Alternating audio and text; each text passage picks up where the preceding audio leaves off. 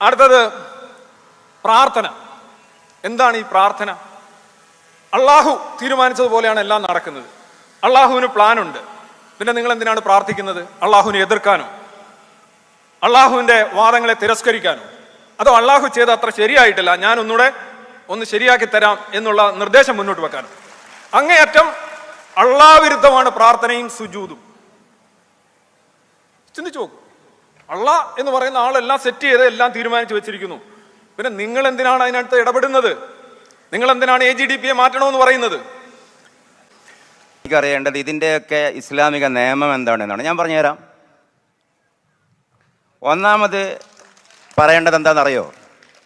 യുക്തിബോധവും ഇസ്ലാമിക വിശ്വാസത്തിൽ ദൈവത്തിൻ്റെ സൃഷ്ടി തന്നെയാണ്. അപ്പോൾ യുക്തിക്കതീതമായി ദൈവത്തിനെ സമർപ്പിക്കുക. ദൈവം തന്നതാണ് യുക്തിബോധവും. അതാണ് എല്ലാത്തിൻ്റെയും ഒരു മറുപടി. പ്രാർത്ഥനയെക്കുറിച്ചുള്ള ഈ ചോദ്യം, പ്രാർത്ഥന അള്ളാഹുവിനെല്ലാം പ്ലാനുണ്ട്, അള്ളാഹു എല്ലാം തീർമാനിച്ചതാണ്, പിന്നെന്തിനാണ് ഒരു പ്രാർത്ഥന നടത്തുന്നത്?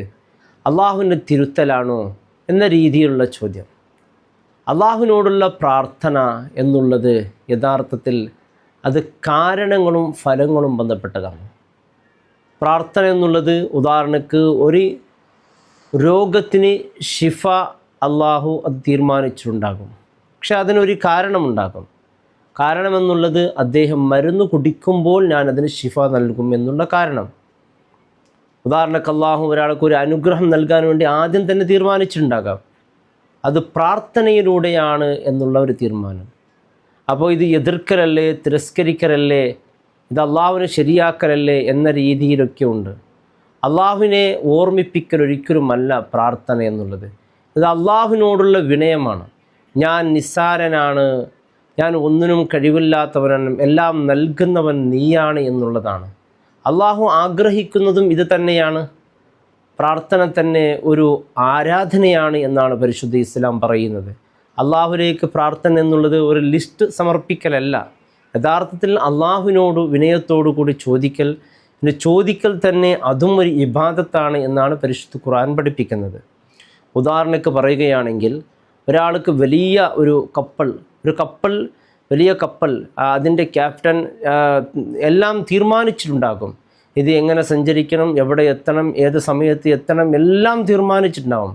കപ്പലിങ്ങനെ സഞ്ചരിച്ചു കൊണ്ടേ പോവുകയാണ്.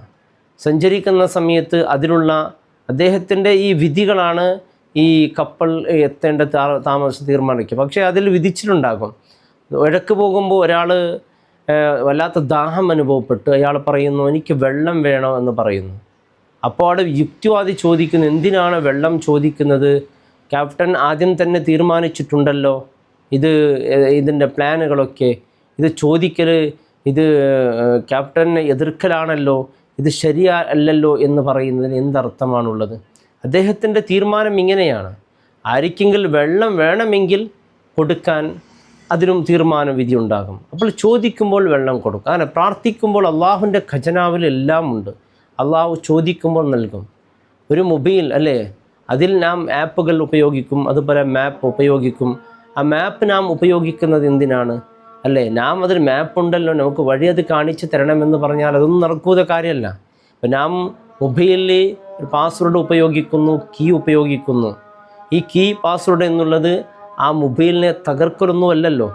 അതിനുള്ള സിസ്റ്റമുകളെ നാം ഉപയോഗപ്പെടുത്താൻ വേണ്ടി, ആപ്പുകൾ ഉപയോഗപ്പെടുത്താൻ വേണ്ടിയാണ്. അതുപോലെയാണ് അള്ളാഹുവിനോട് നാം പ്രാർത്ഥിക്കുന്നത്. അള്ളാഹുവിൻ്റെ ഖജനാവുള്ളത് കേൾക്കലാണ്.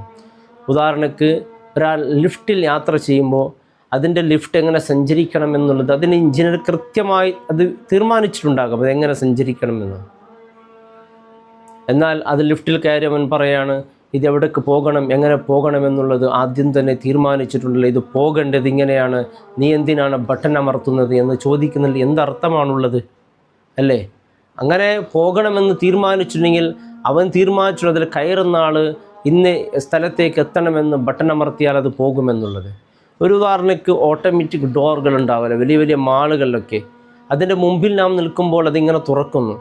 പക്ഷേ ഒരാൾ ചോദിക്കുന്നു, എന്തിനാണ് അതിൻ്റെ മുമ്പിൽ നിൽക്കുന്നത്? അത് തുറക്കണമെന്ന് തീരുമാനിച്ചതാണല്ലോ എന്ന് പറയുന്നതിൽ അർത്ഥമില്ലല്ലോ. ഒരു കർഷകൻ അദ്ദേഹം വിത്ത് വിതക്കുന്നു, അതിനെ നനയ്ക്കുന്നു, കൃഷി ഉണ്ടാക്കുന്നു. അപ്പോൾ ഒരാൾ ചോദിക്കും, എന്തിനാണ് കൃഷി ഉണ്ടാക്കുന്നത്, എന്തിനാണ് വിത്ത് നനക്കുന്നത്? കാരണം ആ വിത്ത് നനക്കണം, കൃഷി ഉണ്ടാകുന്നത് അള്ളാഹു തീരുമാനിച്ചതല്ലേ എന്നുള്ളത്. വിത്ത് നനക്കുക എന്നുള്ളത് അദ്ദേഹത്തിൻ്റെ ജോലിയാണ്, അത് മുളപ്പിക്കുക എന്നുള്ളത് അത് അള്ളാഹുവിൻ്റെ വിധിയാണ്.